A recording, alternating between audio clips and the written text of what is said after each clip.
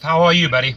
I'm alright. I'm a little bit stressed because I didn't get any callbacks from job interviews today. So I'm just trying to look for alternatives to make money. You didn't get callback from who? Sorry, from which one? From the. I was just going through some job interviews today. That's all. Oh, okay. But you applied for Uber, right? You've gone through the entire process. No. So basically, I wanted to talk to you before that. Okay. I just wanted to know which market are you in? I'm in Los Angeles, but I mean, I've also driven Orange County, San Diego, a little bit of Vegas, Hawaii. I've gone to test a few markets, and then, now what I just do is build out fleets of cars in conjunction with either car dealership or investors, or, in LA, I have my own fleet. So just applying like a formula, I would say, the formula that works best. I see. Yeah. So as it is right now, I'm trying to see if this will be viable for me in Denver. And it's kind of like it's just almost like a full-time income. Yeah. And so I just wanted to kind of see what the process is like about signing up, and then just had some other questions for you depending on the do's and don'ts that you tell me about. Of course.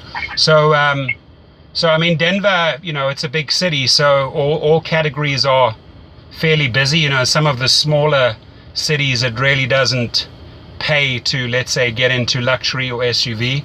But I mean, that's a big city with a lot of good areas, all different types of neighborhoods. So you should be busy in every category there. I always tell people, try and start off with UberX. It's a lot of small little trips that accumulate to a decent amount per day.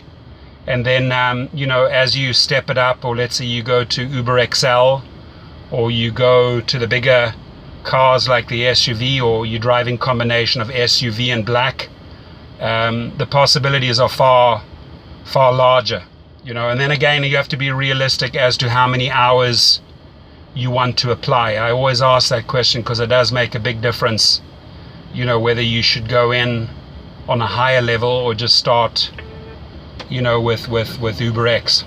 How many hours did you want to sort of put aside for that? Yeah, as it is right now, I always ask myself, what do you have more of, time or money? And so right now I have more time and I need money, so I'm willing to put in 30, 40 hours. That's if good. I need to put in more, I can put in more. I just Okay. want to make sure to be able to support my lifestyle, where to be honest, I spend about $2,500 to $3,000 and I live in downtown Denver. Okay. And I want to make that well as the Uber payment, whatever it is for my car. Okay, so your lifestyle cost, let's say your rental, your apartment, and your life, so that comes to about $2,300, and then you wanna. Okay, does that include the cost of your car, or is that separate from your car? That's separate. I want to see, and I have no idea what that is yet. Okay, and then what vehicle do you currently own, if I may ask? Yes, sir. That is a '99 Subaru Legacy. Okay. And I'm willing to sell that to get a Prius, and then whatever you would recommend if I go after a Prius, up to a black Prius or a luxury Prius. Right. Well, the 99, as you know, will not qualify purely from the age. Yep. Right. So I think it would be a good idea to try and get top dollars for that car, trade it in, and then a Prius is look, I've driven a Prius and it's a fantastic car, really good on the gas, and it's probably the most common car in UberX, right? And here's the thing with UberX. Let's say you want to lease the vehicle and you're not tying yourself into any sort of mileage plan. You get a sort of unlimited mile lease, where you want the flexibility of being able to get out of that lease and dealing with the same car dealership or whatever it is and upgrade your car. Because I see a lot of people after 6 or 12 months, seems to be the magic number. They get a little frustrated, or it gets a little monotonous, and they want to up the game, especially in earnings. Now, to support your lifestyle, and I'm not saying it's a low lifestyle or it's an extravagant lifestyle, but I'm just looking at the pure numbers. Let's say $2,500. If you dedicate those 30-40 hours, I would comfortably say that you will cover your costs and cover your costs for your living and your costs of your car. Now, can you put money aside where you can build that up and maybe take a step up and not necessarily an X, but it'll definitely support your lifestyle, right? In a big city like Denver. Then it's truly about like what I coach, like working smart, not working hard and just grinding it down, but really using those 30-40 hours effectively. And I can share a ton of information on that because it really applies to all the cities, right? It's just a formula. It's just a formula, that's all. And then have you ever been on the other side? Like, have you ever been in an Uber as a passenger or as a rider? Yes, sir. So, like, actually, like, when I was staying in my text, like, over a year ago, I got my car towed on 4th of July up here in Denver. And I was sorry to hear that. I got an email that day for a Lyft, or for a free ride in Uber. Okay. And it was an awesome experience because it was in a Toyota Prius, and when I was sitting down, I was all like, hey, do you do this for a living? And the guy was all like, yeah, I used to be a cab driver, and now this is all I do. And I have a kid, and I support my kid on it. And I was like, well, oh, so I'm single, so like I think I want to do this. So I haven't done it until now, and then so I have taken a ride in it, and I do want to also confirm, like, what were you saying about, like, if I want to get out of it, like, what if I didn't want to have, like, what if I wanted to do something else and I wanted to get out of my Uber lease with my car? Can I do that pretty easy? You know, that again, you know, I've dealt with tons of dealerships, and you have to really sit down with them and be upfront with them. And this is how it goes. You know, if you tell them, listen, I'm ready to buy a Toyota, right? And most of the time, these big dealerships don't just have one car. They may also represent Lexus. They may also represent BMW. They usually represent several. The big ones have several brands, right? And you want to be upfront with them and saying, you know, there's a very good chance that I want to upgrade the car after, let's say, 6 or 12 months, and get some commitment from that, you know, on that from them. That means, let's say you wanted to go into Select or Black. You know, Black is basically a nice car, black on black, black interior, black exterior. It's a very popular division, especially in conjunction with SUV. Now, I sort of like, I found my niche in SUV. I really know that category, and I find it the biggest money maker, and that I have really good input on that specific category or categories, black and SUV. And I mean, I've dealt with so many people around the country in the United States, and they've just followed the formula and it said, yes, it works, you know. So it's doing something for 6 to 12 months and then seeing the big benefits, right? And a lot of it has to do with marketing. Now, you also, you know, you sound like a great personality, very articulate. So, you know, you're not going to have any problem networking and recruiting a lot of good clients. I really push the long trips. You know, I have probably about 50 to 60 regular clients. You know, yes, they order me through Uber, but there's a specific way that I do it so that Uber is not circumvented. But I promote those long trips, airport trips. You know, if they want to go to San Diego or Disneyland, I mean, there's all $100 plus trips. Sorry, yeah, and I have them all day long, and I don't circumvent Uber. But what I do is, like, if I have a $140 trip like this morning, you know, I'll give the guy $20 back, or if I know them well enough, I'll bring them their coffee, their newspaper, everything they really need to be comfortable. So then what I did is, because I met all the studios and, you know, like Sony and Universal and all of those, I got a lot of business cards. Then I formed a separate company, which is really high-end executive. So I have a Bentley there and an Escalade. And then I only drive like the real, you know, name clients, but I do that as a separate division purely because I want to like maximize my efforts.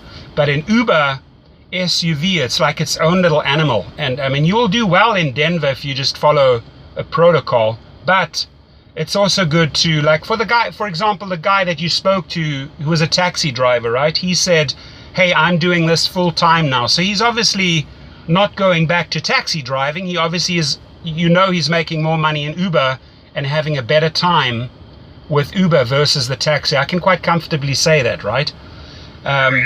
So, you know, there's just a far higher demand for the Uber. The people, not to put taxi cabs down, but there's a certain stigma attached to it. But I mean, if you were to start off and do 6 or 12 months in UberX, a Prius, keep your costs low and your trips high, like a lot of trips, right? A lot of college trips, concert trips.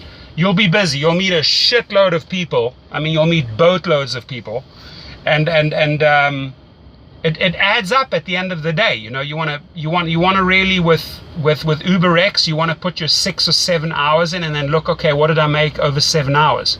But you're busy all the time. Now with SUV, you might have to sit around for 20-30 minutes, but then you get a big fish, like you get a blue marlin, right, versus a tuna fish. So and then I always say the people that own your car, where you feel a good energy and you really connect with them and there's great conversations, I'm like, I hit every single one of those with a business card, right? So this afternoon I drove a big group of tourists. They were from Finland, and they came from a meeting, and we got on well. I mean, we had a great conversation in the car. I give them my card, and they said, can we book you later? And I said, yes, you can, as long as you tell me 2 hours in advance, because they're going to the airport. They're flying back. And I said, as long as you understand we're not circumventing Uber, we're going to order the car when I'm there. That means I will notify you that I'm there, and then you're going to put the trip through, and I'm immediately going to accept. And I don't care what Uber thinks about this. I mean, if they'll definitely not pull the plug on me, because I make them a shitload of money, right? But I mean, that's just...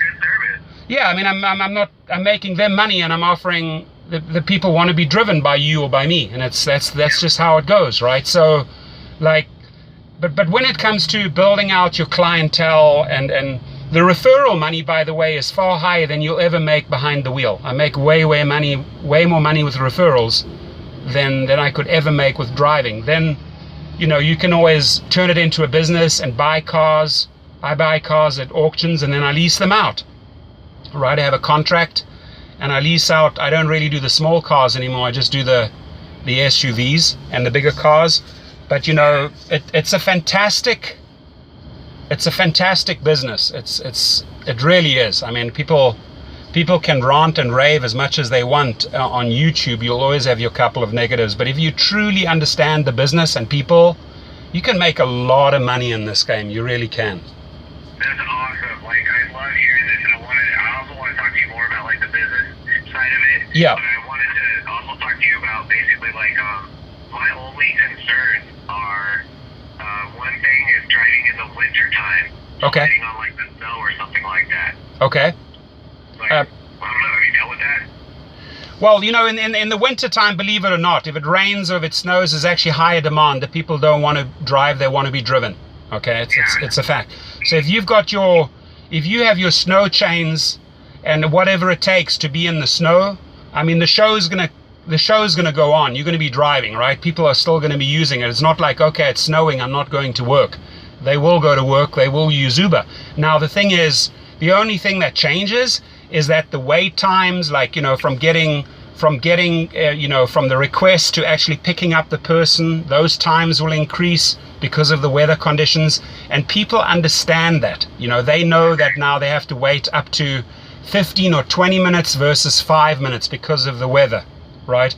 But I'll tell you what, weather really counts in your favor. If it rains in LA, I mean, it spikes big time because the people are just too scared to get behind the wheel. They'd rather get in the car with a seasoned driver and have them do the hard work, the rain driving or whatever. We don't have snow here in LA, but I know of people around the country. Good question. They've asked that as well.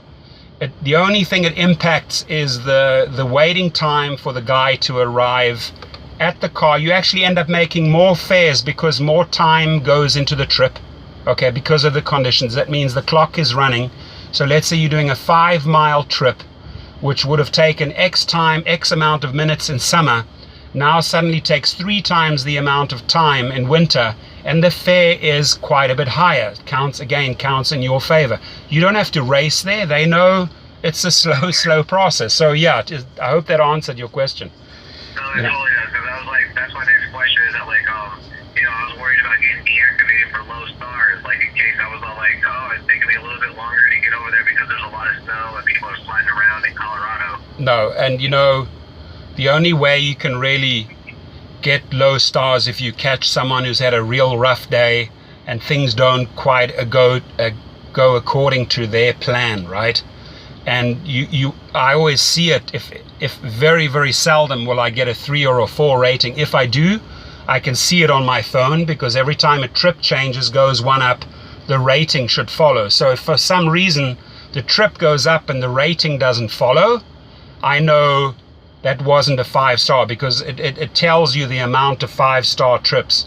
So let's say you're doing, let's say you did your 40th trip, and you have 39 5 stars. If it doesn't go to 45 stars, then that guy gave you 3 or 4 stars, and then you got to ask yourself why.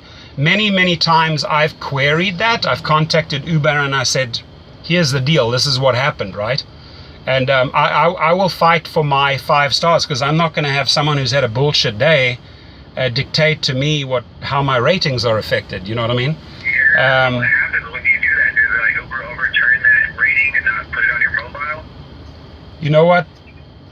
In very few cases they will look at it. It's got to be a very, very valid explanation. It's sometimes I've even had I've had Uber agree that I don't ever get that customer again, because they just block that customer. I don't know how they do it, but they can do it. And then I've also had situations where I've had 1 or 2 passengers lose their privileges, but that was basically because they really did things that weren't great at all. You know what I mean? So they're definitely going to be a problem to other drivers, so why not solve the problem right there and then and cut them off? But you have to have a very, very valid reason to get to that point. Yeah, so all right, and then that's the thing that I was kind of nervous about, was that what I'm hearing is that I was under the impression that I would sign a lease with Uber for a rental car, and then Uber would tell me which dealership to go to, and they would have the keys waiting for me. Okay, so that specific topic, when it comes to rentals, let's just say Enterprise and Hertz. I'm going to throw 2 names out there. I don't promote any of these rental companies, by the way, so there's no favoritism, right? But what I tell people is, you will get Uber contacting you and say, hey, you know what, go there and they will have a car. At the same time, believe it or not, if you shopping around, you can contact Hertz or Enterprise, different offices, and see who runs the programs. I always have people play them up against each other. I had a guy the other day who went to 2 Hertz dealerships. The one wanted 240 down, the other one wanted 480 down. I contacted both and I said, that's bullshit. You should have the same rate. I said, give the guy the 240 rate. Why? You're the same company. And you know what? He got that same 240 down rate, and he could choose his car. When you have a lot of videos out there and you're referring tons of drivers, you can actually call these guys up and push them around a little bit. I do. So what I would do is I would play them up against each other. I mean, you probably will end up walking out with a better money deal with Hertz. But then again, Enterprise has got great programs where if you do a certain amount of trips per week, that lease is paid, okay? And you want to get that in writing, that if you get a certain amount, I don't know what the magic number is. Is it 50 or 75? I'm not sure. But if you get that in per week, then I think Uber pays for the vehicle, right? So you really want to compare apples and oranges here, and then play them up against each other. I can tell you one thing where you're wasting time and energy is with these companies, and they're few little ones. I just find them way too dodgy, but they rent the car out by the hour, and they say, the gas is covered, but it's so damn high, you have to look at what you're putting in your pocket at the end of the day or at the end of the hour, and you get very discouraged, right? Especially UberX. Let's say you have to part with $7.50 or $8 per hour, and you're only making 12. I mean, you're not getting in that car for $4.50 or $5. That's not happening. So it might be a good way to just test the waters to see if you like Uber or Lyft, and try it out for a week and say, you know what, this is for me or this is not for me.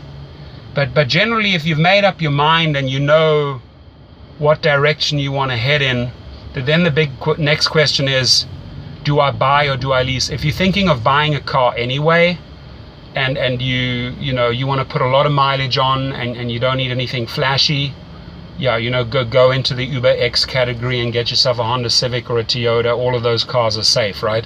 If you know that you recommend going through Uber to do it, because I want to drive for Uber and Lyft and possibly these other things that I'm seeing online, like Postmates and all that other stuff. Absolutely, the more the better, I say. I mean, I drive for Uber and Lyft, and then I have a whole separate executive limo service, a separate one. So from SUV with Lyft is a bit tricky. You just don't make the big money. But most of the people that I've spoken to and interviewed, they drive in a 50-50 ratio, Lyft and Uber. Okay, if you have a great personality, you'll make the money up in Lyft with tips. Because like when I was driving a Lyft, I was getting a lot of tips, and at the end of the day, if I really compared the two, the lower fare with Lyft plus the tips, I came out more per hour versus Uber. So I mean, Lyft is busy. Lyft is very, but you got to really offer. I'm truly about good service, right? I mean, some people say, oh, you know what, ratings don't matter, service doesn't matter. I mean, I so disagree on that. All my drivers, they all trained up. They give a very specific type of service, and then I look at their tips at the end of the week. We have competitions who has the most tips, who has the highest fares every week. We run competitions in my company, but That's awesome. yeah. So like what I'm trying to see is that, like, are you familiar with the Rideshare guy? Yes, no, he's good. I mean, all those guys are good. I mean, they're all putting themselves out there, and they're really promoting themselves, and they're doing social media. I take my hat off. I mean, they're all making good money through referrals. So, like, fantastic. There should be more of them. Put it that way. Yeah, definitely. Well, like, I was trying to see, like, are you familiar with how he says, like, the Rideshare guy on his site says that if you get a car through Lyft, you can only drive for Lyft if you can't drive through Uber, and vice versa. Have you heard of that? You know what? I'm not going to buy into that, because I mean, I can name you hundreds and hundreds and hundreds of drivers who drive for both. If he's approached by the main company and that's the pitch, who knows? I don't know what's behind that, right? But to me, I completely ignore that until I'm told otherwise. I mean, if Lyft were to come down on me, or Uber, and say, hey, this is BS, I haven't heard it, so I'm not buying it. But I mean, he's entitled to promote that. I'm not going to fault him for that. Well, no, I want to confirm. I just want to I want to cover myself, and so I'm just trying to make sure that. So if you have other people in your fleet that have gotten a car with Ubers, that leased a car through Uber, and they were still able to drive for Lyft with no problem, right? No. Correction. Not on the lease. Not on the lease. It's the lease. You pretty much, those documents and those papers are assigned to one company. I mean, I'm sorry. The rental. Apologies. The rental. Let's say Enterprise or Hertz, right? Okay. If you're going to purchase a car or lease a car through a car dealership, you apply for the one, and I would simultaneously apply for the other. That means they're both running at their own pace, checking your insurance, checking your registration, doing their background check. And by the way, they run independent background checks. It's not the same company, right? And then, one of them will green light you before the other does. But, usually a few days, maximum 21 days, and you're driving. I mean, I'm telling you, it's not it's not difficult. But a car rental, they sign you up in a program where it's meant for one company. You really have to look into that. It may vary from state to state or city to city, But I would really ask Enterprise or Lyft, Enterprise or Hertz or any of those others, say, listen, can I drive for two companies? And get some honest feedback from that. You know, again, I'm not 100% sure how it works in Colorado, but as far as a purchase of a car or a lease, you're totally entitled to drive both. Now, they don't like it. You know, Lyft or Uber doesn't like it if you representing both sides. I mean, I'm open. I'm on the video channel. I talk about both. I make a lot of referrals from Lyft and I make a lot of referrals from Uber. I don't see why they should. Are you driving in a car right now that would lease through Uber or Lyft? No, I drive in my own vehicle. I buy all the cars cash at the auction. Cash. That's awesome. Yeah. I'd love to get there at some point. It's just that, yeah, like right now, like I'm trying to figure out if I should go to Uber and Lyft and try to rent a car through them, or maybe just go over to a dealership and ask them if I could lease a car and maybe trade in my old car. And Yeah. that way I can, Yeah. I don't know, drive for both without having like a conflict of interest. I'm gonna tell you on this particular issue, really don't rush into it, right? Just take a week or two, because here's what you want to do. You want to visit a lot of car dealerships, right? And you want to visit a few rental companies, and you want to really compare all these plans, right? Because there are many car dealerships that they roll out the red carpet for Uber or Lyft drivers, right? Because they know it's a huge market, and if they give you tip-top service, you're gonna bring them other guys, right? There's a big dealership here in LA. I refer a lot of business to them, and I know every time I refer someone over to them, they take great care. So obviously I'm gonna keep on referring people, right? So yeah, I mean, don't rush into that one. Many people think they got to make this decision all in one day. They signed up with Uber, they signed up with Lyft, now they got to get this car thing sorted out in 24 hours. No, you don't. Go around and truly play them all up against each other. You know, play a Toyota dealership against Figure out, is it possible for me to just, okay, so what I think I'm going to do is I'm going to call Lyft and I'm going to call Uber, and I'm just going to ask them kind of like, what does your leasing program look like? And like, if I got like a couple low stars, would I be stuck in a car and you guys deactivate my account? I wouldn't even go in with the attitude. I wouldn't even bring in low stars, right? Because well, I just want to know, you know, like in a worst case scenario, downtown Denver, like if somebody's really mad at me after like a football game or something, and he pukes all over the car. No, but here's one star. But here's Deactivates my account over that, and they're like, well, no. You left on this Toyota Prius. No, it doesn't work like that. Firstly, your average starts kicking in, I think, after 50 trips, right? So you sort of stay on 5 stars, and then it starts averaging out, right? And then later down the line, it starts averaging out over the last 500 trips, right? So here's the thing. So let's say I'm on 4.96 right now, right? 4.96. If I really screw up, let's say I honestly screwed up and I got a 1 rating, right? My average may drop to 4.95. You see what I mean? Because it's calculated over 500 trips. So you'd have to really, excuse my French, you'd have to fuck up a lot of times in order to go down to 4.5. Even then, you can always reason, right? You write in and say, you know what, I think I was treated very unfairly in this trip, and here's why. I mean, if you go into the office, like I just spent time at the Westwood office, I went over an issue with them, and they're getting better and better and better at the offices. These are humans, they're not robots. They'll talk to you and they'll listen to your issue, right? They may even extinguish a bad rating if you have a very good reason. But no one just kicks you out. Now, if you consistently, right, like let's say I had a lady the other day, and she was picking up all these people, and she had her daughter with her.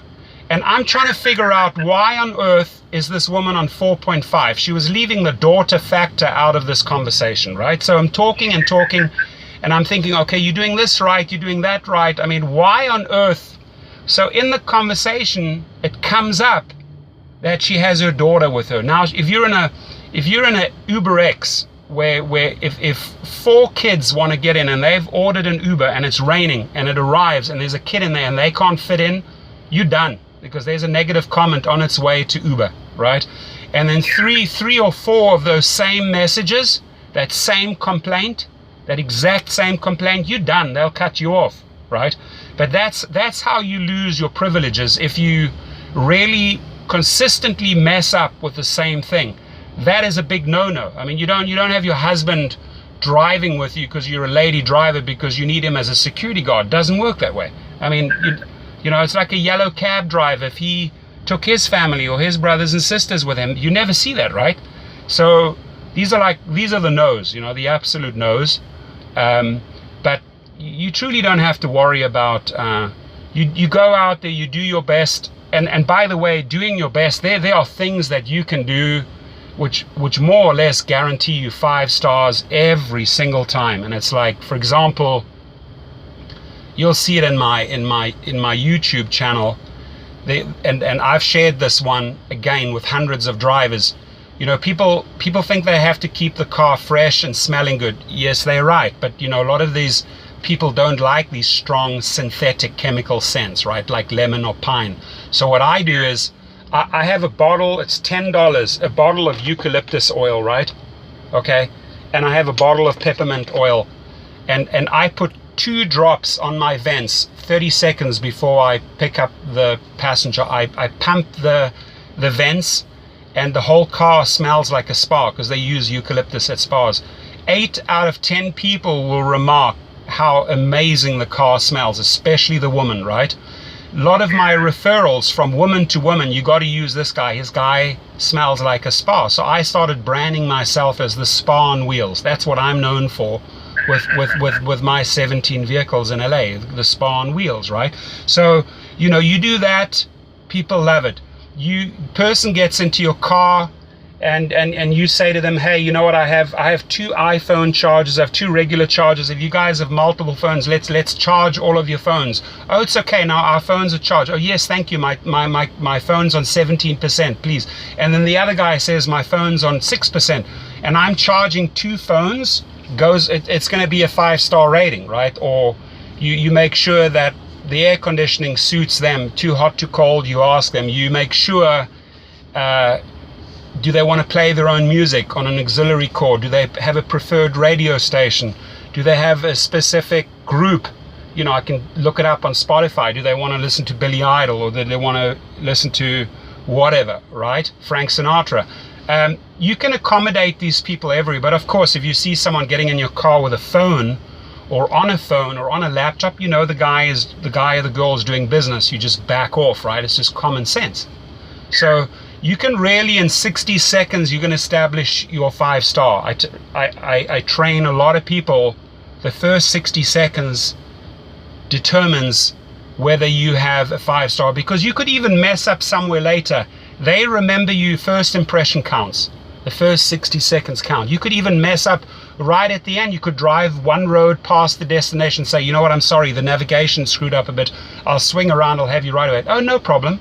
You know why they say no problem? Because they got fantastic service from you 15 minutes ago, right? They will let that slide, right? So yeah, don't be too critical, like, and think you're gonna. No, you're not. Don't even invite that thought in. You know what I mean? Yeah, absolutely. So like you brought up a good point too. Is that like I don't pay right now. I don't pay for Spotify, but if I was to get this job, could I put Spotify down in QuickBooks? Yes. Yeah, I mean these are costs that enhance your business. You know what I mean? These are all, you know, I put everything down. From I renew, I get the phone holders. If they're a little bit tacky or start breaking, I replace them with new ones. You know, USB ports break, whatever it takes. I put everything in as an expense. You know, if they want to kick something out, that's their deal. But I generally, everything that, whether it's cleaning fees, whether it's charges at Pet Boys, whether it's valet, you know, like I valet my car on the big days, like Oscars, Emmys, and Grammys. I don't mess around. I want all the cars have to be spotless, right? I'm not going to be good enough with the guys just cleaning their car inside and out on a day. They got to go out and each spend their $25-30 because it's a big day. It's a big money day, right? I mean, LA it is. You might have a movie festival or certain things, right? But when you're in Colorado, when you're in Denver, you have your football team, you have your soccer team, you have your baseball team, you have your basketball team. All of those, you need to know the calendar inside out. That means when that game ends at 10 or 10:30, you got to be there and get surge. You got to know your concert arenas, your concert venues. You got to know your calendars. You got to, like, I set up my Monday to Monday schedule and I send it to all my drivers. They know exactly what's going on in this city every single night, and where they, there's no excuse. If they're not working that night, they should be there at the amphitheater after Sting and Peter Gabriel and be picking up people and getting surge times 2.5 or 3, right? So that's how you make money. You're in a good city. You're in a big city. So there is no excuse for not making money in a big city. There really isn't. And then... Yeah, definitely. Okay, and so like that's all right, and that's what I also wanted to know too was that it's like you were saying about the rental cars earlier. Have you heard of like the service called like Hire Car? Yeah, what is their plan? What do they structure? Hire Car says that like you can rent a car. If you go to hirecar.com, it says rent a car for Uber or Lyft, no contracts, no sign-up fees, and no waiting. However, it says that like there have been other people that are saying that like because you don't have like insurance or anything through this company, that even though they're advertising you can do this, it's illegal. And so I'm just trying to figure out like I just need a car, and like I already have a car, and I just want to figure out like how to get one. And like what I'm hearing from you is that like I need to go to a dealership. Well, I mean, I'm not like, you got to really, when you look at a company like that, you look at their rates and you look at what you will be spending if you're doing 30 or 40 hours. What am I spending with this company versus the other one versus the other one? There's no desperation here. I got to get a car. The bottom line is I got to get a car, but I got to get the right plan. So my first, if you're let's say your credit score is semi okay, right, and you have a little bit of a down payment, and you've got your car, by the way, as a trade-in, right?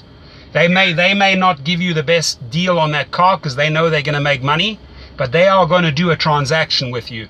And then you sit down, you could also go to TrueCar and tell them what you want to pay for the car. You can do that if you have a great credit. You just walk in with a TrueCar certificate and say, this is what I'm paying, right?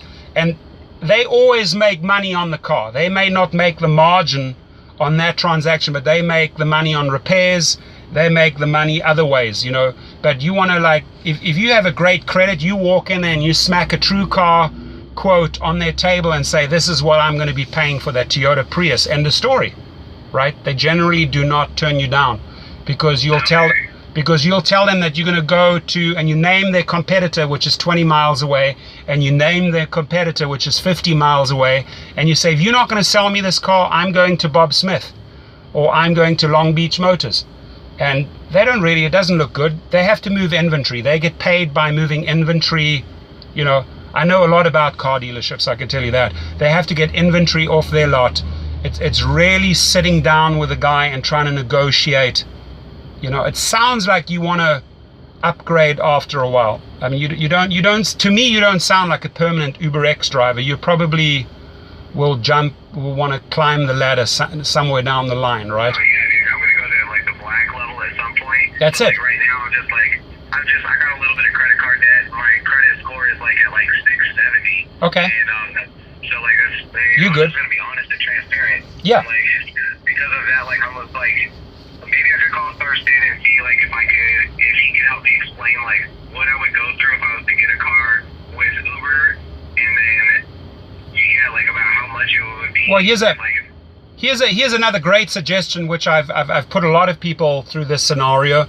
Is let's say you sign up with Hertz and Enterprise, and you just put 4 months of hard work in, not necessarily 40 hours per week, but 50 hours a week, okay? Right? Now you're putting money aside, and you know, let's say for some reason your credit score is still at 670, or maybe it went up to 680, right?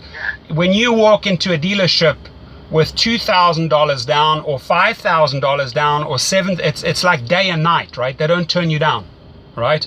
You're in the front seat, they're in the passenger seat. Now, the higher the down payment, the more of a security for them, and then you can, you know, you like I say, you start off with a rental, and then down the line, yes, thank you very much, I've saved some money up and I'm ready to step up the game, and I'm going to buy myself a 3 Series, or I'm going to buy myself an Audi, and you know what, I have $5,000 or $7,000 saved up. Why not, right? So yeah, so let's see, like, if I'm hearing it correct, it's kind of almost like just kind of like a house or something. Yes. And if I go in there with $0 down, then they're going to give me a worse rate. Absolutely, of course. Of course. That's okay. Like, I don't care about the rate, because like I know that like I'll be able to put more money out of it. Yeah. So like I just want to confirm, like, what's my path of recourse? Say like I put in 4 months of work and then I get an awesome job offer that requires me to be in the office all day and I can't drive for Uber anymore. What do I do? Like, do I like go back to the dealer and be like, hey, I want to give back this car and like stop these payments? Look, I've listened carefully to your scenario, and the bottom line is you have a 99 vehicle, which, you know what, you got to have to liquidate that, right? You're going to have to turn that into a dealership and turn that into some type of money, right? Because you're not going to have 2 cars in your garage. So you get rid of that one, you get into a new car. If you get a great job, and good for you, fantastic, I hope it pays super well, right? And you can always still put in your extra 15-20 hours fun time, right? Saturday night you decide to drive for a few hours, you meet cool crazy people, right? You can always do that, but you must also understand at this moment you have a job that's paying, and that car payment at that moment is not even an issue, right? So to me it sounds like, listening to everything you've told me, you get rid of this 99 model, and you know, you get in there and you work, you put some money aside and you negotiate a good deal with a car dealership. If you get a bigger job, a better job, fantastic, good for you. Otherwise you keep on driving. I mean, the money's got to come in, right? It's got to pay for you have monthly expenses, the money's got to come in. This is a quick way to get on the road, to make money, and have a lot of flexibility. You decide when you get in that car, you decide, you know what, screw it, today I'm not working, end of story. I'm going to the... Yeah, no, like, I love that. Like, I just wanted to, since you said that you know a lot about the dealerships, I just want to know, like, what does a person do when, do they just sell their car off to somebody, like, either on Craigslist and let them take over the payment? Is that usually what happens when they want to get out of a deal like this? No, I mean, usually what I advise is if you're very upfront with the dealership and say, listen, after a year, I'm really thinking of upgrading the car, but right now I have a job, I need this car for this, right? And you know what, I got my eyes set on the BMW or the Lexus, you know. So if you're in a Honda, if you're buying a Honda Civic, you tell them up front, I'm saving up for the Honda Odyssey, and I want to join the XL category. Just tell them the story up front. You're coming back to them. You know, if they treat you well now, I tell the people how I want to be treated. I tell them, here's my plan. Here's this car. Give me your best price, or otherwise I'm going to Bob Smith or the other guy down the road, and I'm going to trade in this car. You know you're going to make money on this car. Then this is what I'll be very upfront. This is what I want to achieve. I want to start off with a Honda Civic, and within 6 to 12 months or 12 months from now, I want to buy a Honda Odyssey from you. And then, you know, the sky's the limit. Yeah, definitely. All right. Because, like, yeah, that was kind of like where I was confused on the differences between leasing through Uber or leasing through just a third-party dealership. Right. Well, big difference. But I mean, you got to still feel them all out. You got to hear what Uber has to tell you. You got to gain, like, let's say you talk to Uber about the Hertz program, then you approach Hertz independently, then you go to the car dealership, and then you'll pretty much know in which direction you want to go, right? Yeah. That's pretty much what I needed to hear there. That, like, that's pretty much it. Is I need to go to Uber first, and then the rental car company, and then, a dealership, just to see what my options are. And number one tip here is do not rush into something. People think that they have to start driving yesterday. It's not true. you'll be better off positioning yourself in a far better deal over 6, 12, 18 months versus making spontaneous, silly decisions in 24 hours. You got to take the time to drive around and play these guys up against each other. Yeah, no, that's what I want to do. And by the way, you're coming towards the end of the year, right? We're in October. These guys need to get their 16 models off the damn lot because they have to now start thinking 2017, right? So it's the best time to go shopping for a car is in the last 2 to 3 months of the year. It's the best time, right? Yes, definitely. Okay. It's my first time ever buying a car, so that's why I'm like, yeah. Figure out, like, what the decisions are. TrueCar, have a look at TrueCar.com. Create an account, look at the cars that you want to buy, print out what they say the car should be, 2016 model, this is what you should be paying. Then you call up 3 or 4 dealerships and say, hey, what are you going to sell me a Toyota Prius for? And you don't even have to drive down there. You do this over the phone and say, I have a 670 credit score and I'm going to put down $2,000, or I have a 99 Subaru Legacy that I'll put down as down payment. Feed me some numbers, send me some numbers. But by the way, I'm also going to your competitor. I'm going to Jack and I'm going to Jill, and this is the scenario. What do you have to offer me?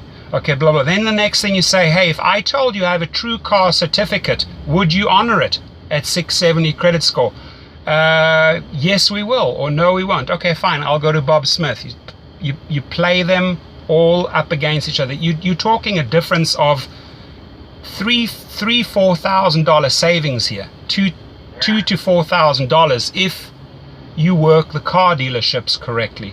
You're also talking savings if you play Hertz against Enterprise and Uber Hertz against regular Hertz and Uber Enterprise against regular Enterprise.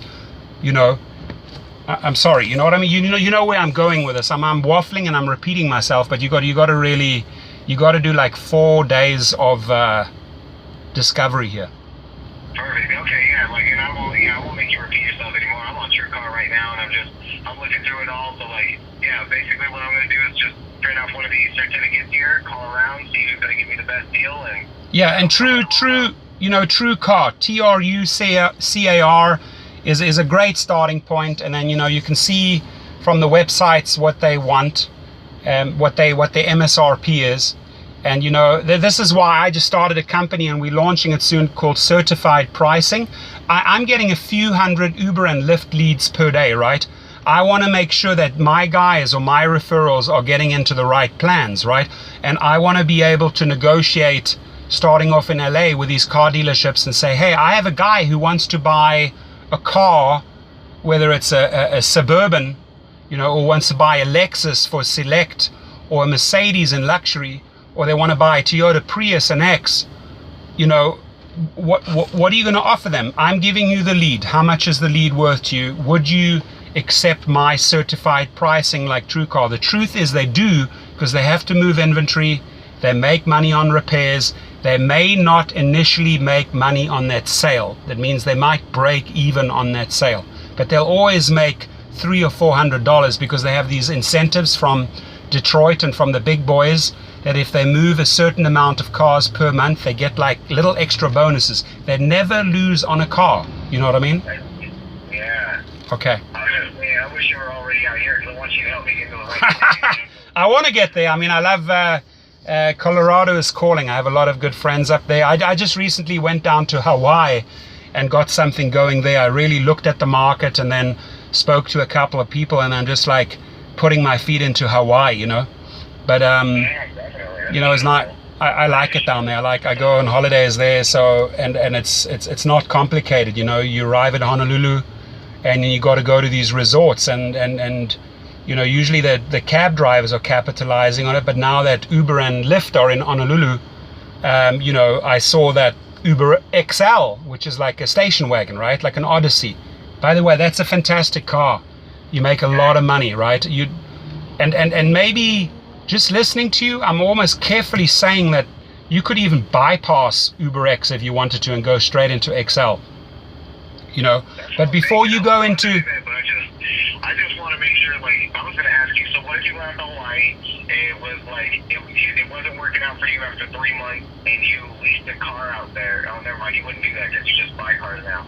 No, now I buy them at auctions. I know how to do it now, and now I'm cash flush, you know, so I can do it. But in the beginning, I took baby steps, right? I'd save up money in X, and I'd drive Lyft, put money aside, and then I just realized, man, I'm putting in a lot of hours.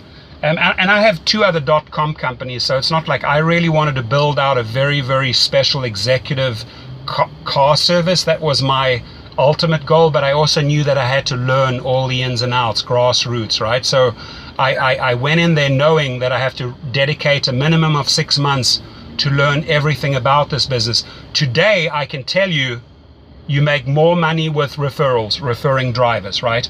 And that's a whole different animal. But like, you know, you go in there and say, okay, how do you treat this as a business? How can you think outside the box, and that you're not just like grinding it every day, right? My objective is not to drive 8 hours straight every day. Hell no, right? It's just, but you put in the hours initially, you put money aside, you figure this stuff out. You will figure this stuff out after 2 weeks. You will already know where you're going. And then I just encourage you to set up your social media, and you become an ambassador for Denver. It means you talk about all the hot spots. You know, you definitely want to log into the Rider app. You know, you have the Drive and the Ride app. You log into the Rider app, and you look on the screen in Colorado and Denver, see where all these guys are hanging out. You can jump from X to XL to SUV, see where the cars are. You will see that luxury cars are in the high-end neighborhoods, right?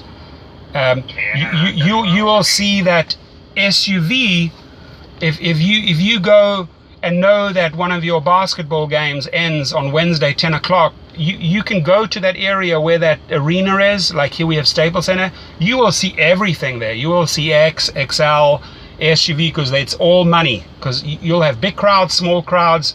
You'll have a huge demand, huge surge. But by playing around with the Rider, I'm talking about the passenger app, you will learn a lot about this business, right? You just play around with it, download it, and see, oh, okay, cool, that's where the X's hang out. They're all over there by the college and the campus. I wonder why, yeah? Easy, because there's a lot of people that are saving money and students, and they need to take little trips, and they sometimes 3 or 4 of them get in a car, and they share that fare. They share that $10. So each 4 people are paying $2.50 each. This is how they know how to use Uber, right? But you have to learn the map and where, what times, what venues. And that, you know, you do 50 trips and we'll talk again. You've got this down like science. It's not complicated. I got to run, buddy. I have some people to pick up. And if you have other questions, just text them over. We can have another phone call. Awesome. Okay. Well, Dorsey, thank you so much for your time. I'm very blessed to talk to you, and yeah, have a great night. You're welcome, and maybe just leave me 1 or 2 likes on my channel. Always appreciated. Sure, definitely, sir. Thank you. Have a good one. You too. Bye-bye then. Bye. So, long conversation, right? But very, very good conversation, because the guy is in the process of amazing, articulate gentleman who really wants to make the right choices here, and he's shopping in Denver, Colorado. And what I basically, long story short, what I could have put in 5 minutes instead of 50 minutes is really spend 2 to 3 days shopping and compare all your packages, your leasing packages, your purchasing packages, your rental packages, and then make a decision. I know that this guy is going to make the right decision, because he's eager, he's keen, and he's open to good suggestions, and he's put amazing suggestions forward. So thank you for an amazing call from Denver, Colorado, as part of the Uber and Lyft mentoring series.